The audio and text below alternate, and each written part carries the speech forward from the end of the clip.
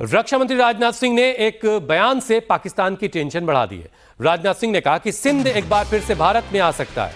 रक्षा मंत्री के इस बयान पर पाकिस्तान बौखला गया है और उसने इन बयानों को अपनी संप्रभुता का उल्लंघन करार दिया। और साथ ही पाकिस्तान ने कहा है कि इस तरह के बयानों से क्षेत्रीय शांति खतरे में पड़ सकती है।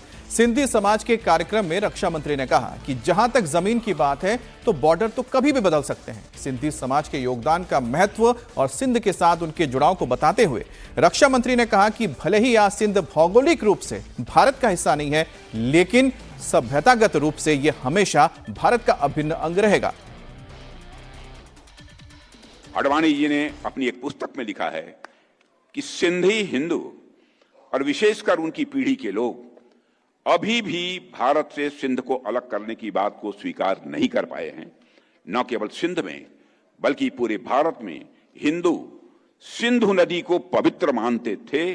सिंध के कई मुसलमान भी मानते थे कि सिंधु का जल मक्का के आबे जमजम से कम पवित्र नहीं है।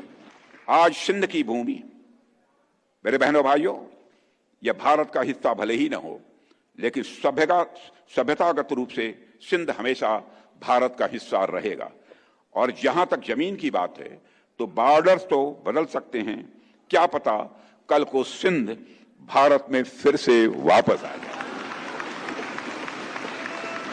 सिंध के हमारे लोग जिन्होंने सिंधु नदी को पवित्र माना है, हमेशा हमारे वो अपने रहेंगे, वो चाहे कहीं भी हों, हमेशा अपने रहेंगे।